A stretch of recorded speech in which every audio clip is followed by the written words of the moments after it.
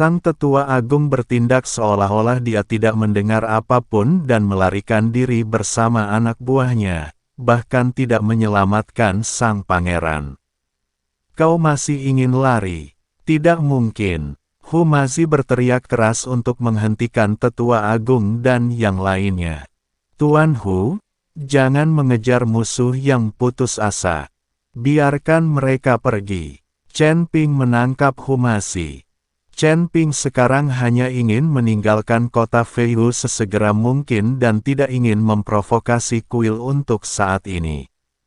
Sekarang fondasinya di alam surgawi tidak stabil. Jika dia mengundang semua orang dari kuil, itu akan sedikit merepotkan. Lalu bunuh anak ini. Humazi berkata pada Tuan Huo. Jangan bunuh aku, jangan bunuh aku. Guru Huo segera memohon belas kasihan. Aku tidak bisa membunuhnya. Aku masih perlu menggunakan nyawanya untuk menukar sumber daya. Chen Ping berencana menggunakan nyawa Guru Huo untuk menukar sejumlah sumber daya dari penguasa Istana ke-8. Benar-benar membosankan. Aku datang ke sini tanpa tujuan dan bahkan tidak sempat meregangkan otot-ototku. Humazi berkata dengan tidak puas. Ayo kita pergi ke perbatasan, nanti kau akan punya waktu. Chen Ping tersenyum sedikit. Chen Ping tahu bahwa perbatasan pasti sedang kacau sekarang, dengan pasukan kota badak dan kota harimau terbang saling berhadapan. Pada saat ini, di perbatasan ribuan mil antara kota badak dan kota harimau terbang, puluhan ribu pasukan saling berhadapan. Mata si Godfly dingin dan tubuhnya melayang di udara. Di belakangnya ada 8 penjagal. Siapapun yang menyerah di kota Flying Tiger tidak akan dibunuh. Mereka yang menyerah tidak akan dibunuh, mereka yang menyerah tidak akan dibunuh. 8 penjaga di belakang Godfly berteriak sekuat tenaga. Teriakan itu memekakkan telinga dan semua orang dapat mendengarnya dengan jelas. Pada saat ini, Jie Zong dari kota Feihu juga perlahan naik ke udara, dan di belakangnya ada 36 biksu yang mengenakan baju besi hitam dan memegang pedang berat. Orang-orang ini juga pengawal Jie Zong, dan mereka tampaknya cukup kuat. Godfly, beraninya kau memimpin pasukanmu untuk memprovokasiku. Apa kau tidak takut aku akan membunuh anakmu? Xie Zong berkata pada si lalat. Hahaha, kalau berani, bunuh saja dia. Aku khawatir kamu tidak bisa menemukan anakku sekarang, kan? Aku katakan padamu, anakku sudah diselamatkan sejak lama.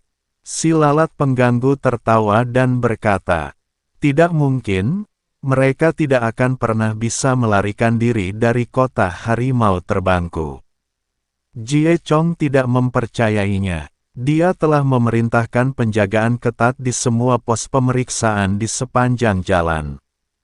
Mustahil bagi Chen Ping dan anak buahnya untuk kembali ke Rhino City semudah itu bersama Niu Ben.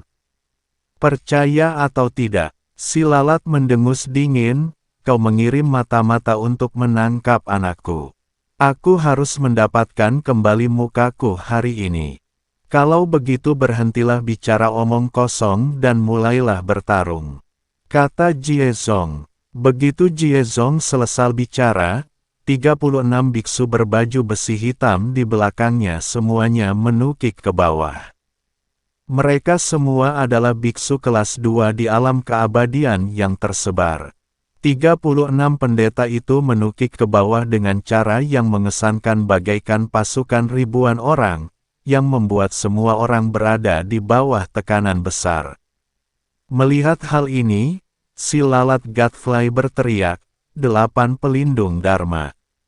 Begitu suara itu terdengar, 8 pengawal di belakang Godfly langsung menyerbu ke depan dan langsung menuju ke arah para pendeta berbaju besi hitam itu. Meskipun Godfly hanya memiliki 8 penjaga melawan 36 pendeta berbaju besi hitam dari kota harimau terbang, momentum mereka tidak kalah. Xie Zong tampak santai dan puas diri, tetapi si Godfrey menampakkan ekspresi khawatir di wajahnya. Si lalat Godfrey tidak yakin apakah kedelapan pengawalnya dapat mengalahkan 36 lawan. Di masa lalu, kota Feihu tidak terlalu kuat, tetapi akhir-akhir ini kekuatannya telah tumbuh pesat. Telah menjarah sumber daya di mana-mana dan bahkan merampas banyak budak dan sumber daya dari benua Changsuan. Benar saja, setelah pertarungan, kedelapan penjaga kota Badak dengan cepat berada pada posisi yang kurang menguntungkan. Meskipun 8 penjaga kota Badak juga sangat kuat, mereka masih agak lemah dibandingkan dengan 36 pembudidaya kota harimau terbang. Lagi pula, kita sangat tertinggal dalam hal jumlah. Ketika si Godfrey melihat hal ini, raut wajahnya menjadi semakin jelek. Bagaimana kalau kita mencobanya bersama? Xie Zong berkata dengan ekspresi bangga di wajahnya. Ayo kita coba, walaupun Godfrey tidak ingin bertarung, dia hanya bisa mengalihkan perhatian Xie Zong saat ini untuk menciptakan kesempatan bagi Chen Ping dan yang lainnya untuk melarikan diri. Tak lama kemudian, Godfrey bertabrakan dengan Xie Zong. Pada saat yang sama, Xie Zong berteriak, "Serang!" Ledakan-ledakan, puluhan ribu prajurit dari kota Flying Tiger berbaris maju. Bunuh mereka semua. Melihat hal itu, si lalat Godfrey pun tahu bahwa hari ini adalah pertarungan hidup dan mati, maka ia pun berteriak dengan marahi. Puluhan ribu prajurit kota Badak juga bergegas keluar. Kedua belah pihak langsung terlibat dalam perkelahatan. Angin kencang menerbangkan pasir dan kerikil di ribuan mil perbatasan, membuat langit yang sudah redup menjadi semakin kacau. Matahari terbenam diwarnai warna ungu gelap yang menakutkan oleh asap senjata, seperti mata yang berdarah, tak berdaya menatap api penyucian di bumi ini. Gulma kuning yang layu itu telah lama diinjak-injak menjadi lumpur oleh kuku besi, bercampur dengan darah merah tua, membentuk urat-urat yang mengerikan di tanah berlumpur. Di bawah langit dengan awan merah darah bergulir, pasukan Rhino City dan Flying Tiger City bertabrakan seperti dua aliran air deras. 300 kaki di langit, Xie Zong menjentikkan jarinya dan 36 pedang hitam berat tiba-tiba melayang di udara. Cahaya redup yang keluar dari badan pedang terjalin menjadi serangkaian simbol misterius. Dalam sekejap, udara dalam radius 10 mil berputar aneh dan berubah menjadi bilah-bilah udara tajam yang lak terhitung jumlahnya, mencekik perkemahan Rhino City. Di antara 8 penjaga kota Badak, tetua Xuanbing yang berambut seputih salju adalah yang pertama bereaksi. Dia melambaikan lengan bajunya dan embun beku yang menggigit menyebar dari bawah kakinya. Dalam sekejap mata, 1000 lapisan penghalang kristal es mengembun di tanah. Bila udara itu menghantam permukaan es, menimbulkan suara gemuruh yang memekakkan telinga dan kristal-kristal es beterbangan di mana-mana, bagaikan galaksi yang runtuh. Namun, para biksu kota Feihu segera menggunakan hujan api Netherworld dan api hitam pekat dengan ekor panjang membelah langit. Kemanapun mereka pergi, esnya mencair seketika dan asap putih mengepul. Bentuk formasil. Para master formasi Rhino City meraung serempak, ratusan kultivator membentuk segel dengan tangan mereka, dan pola formasi emas besar muncul di bawah kaki mereka. Tiba-tiba, seberkas cahaya keemasan melesat ke langit dan berubah menjadi perisai emas, menghalangi sebagian besar hujan api Netherworld. Tetapi masih saja ada api sporadis yang menembus pertahanan dan jatuh di antara prajurit kota Badak, seketika membakar beberapa pendeta menjadi abu, hanya menyisakan puing-puing hangus di tanah. Pada saat yang sama, prajurit kota Velhu meluncurkan formasi pencekikan ular piton hitam. Puluhan biksu membentuk segel dengan tangan mereka, dan tiba-tiba ular piton hitam yang tak terhitung jumlahnya melompat keluar dari tanah, membuka mulut mereka yang berdarah dan menerkam ke arah prajurit kota Badak. Para pendeta di kota Badak merapal mantra untuk melawan, beberapa di antara mereka memanggil badal untuk menerbangkan ular piton raksasa itu kemana-mana. Beberapa di antara mereka mengumpulkan guntur dan menyerang ular piton raksasa itu dengan ganas. Untuk sesaat, cahaya mantra dan bayangan gelap ular piton raksasa saling terkait, dan seluruh medan perang tampaknya telah berubah menjadi tungku raksasa, dengan energi panas mengamuk di mana-mana. Di langit di atas pusat medan perang, konfrontasi antara Godfly dan Jie Zong menjadi semakin sengit. Aura iblis yang gelap menyelimuti Jie Zong, dan dia berubah wujud menjadi bayangan serigala iblis setinggi 100 kaki, membuka mulutnya yang berdarah dan menggigit lalat pengganggu itu. Kau benar-benar menggunakan sihir untuk meningkatkan kultivasimu. Sang lalat Godfly tampak hikmat, dan bayangan seekor barenteng dewa berwarna emas muncul di belakangnya. Banteng suci itu mengangkat kepalanya, meringkik, dan menyerang serigala iblis. Kedua kekuatan itu bertabrakan, dan ruang seketika terpelintir, membentuk pusaran besar yang menarik awan-awan di sekitarnya ke dalamnya. Godfly, kamu akan kalah hari ini. Xie Zong tertawa sinis, dan tiba-tiba sebuah busur panjang berwarna hitam muncul di tangannya. Dia memasang anak panah pada busurnya dan menarik talinya. Anak panah itu dipenuhi dengan energi hitam yang menakutkan. Saat tali busur dilepaskan, anak panah itu berubah menjadi aliran cahaya hitam, membelah langit dengan kecepatan yang begitu cepat hingga hampir mustahil untuk dilihat dengan mata telanjang. Wajah si Godfly berubah drastis, dan dia segera menggunakan Divine Bull Shield. Cahaya keemasan mengembun di sekelilingnya menjadi perisai besar. Anak panah itu mengenai perisai dan menimbulkan ledakan yang menggemparkan bumi.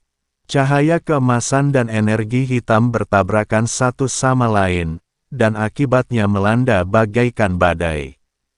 Para pendeta di bawah terpental kemana-mana, dan banyak pendeta yang lebih lemah langsung tersapu ke udara, tanpa diketahui hidup dan matinya. Di sisi lain, pertarungan antara 8 penjaga kota Badak dan 36 biksu berbaju besi hitam dari kota Harimau Terbang juga telah memasuki tahap yang sangat panas. Meskipun ke-8 penjaga itu sangat kuat, mereka lambat laun tidak mampu lagi menghadapi banyaknya lawan yang kuat. Sang pelindung pedang darah mengacungkan pedang berwarna merah darah, menyerbu ke kiri dan kanan di antara kelompok musuh. Kemanapun pedang itu lewat, darah berceceran. Namun, 5 pendeta berbaju besi hitam segera mengelilinginya dan melakukan gabungan pedang hitam secara bersamaan. 5 lampu pedang hitam melesat ke arah pelindung bilah darah bagaikan kilat. Pelindung pedang darah tidak mampu bertahan dengan tergesa-gesa, cahaya pedang menembus tubuhnya, darah mengucur deras. Dia meraung tidak mau dan jatuh dari udara. Kakak senior, penjaga lainnya dipenuhi kesedihan dan amarah dan bertarung dengan lebih panik. Namun para biksu kota Feihu mengambil kesempatan itu untuk melancarkan serangan yang lebih dahsyat.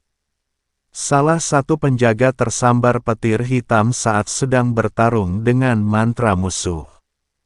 Tubuhnya seketika berubah hitam dan kesadaran berangsur-angsur kabur. Dia mengerahkan sisa tenaganya, melakukan penghancuran diri, dan tubuhnya meledak.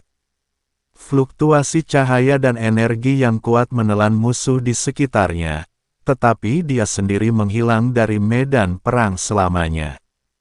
Membunuh. Moral para biksu di kota Feihu meningkat dan mereka melanjutkan serangan panik mereka. Garis pertahanan kota Badak mulai mengendur dan semakin banyak pendeta yang gugur. Ketika Xie Chong melihat ini, sedikit kekejaman terpancar di matanya.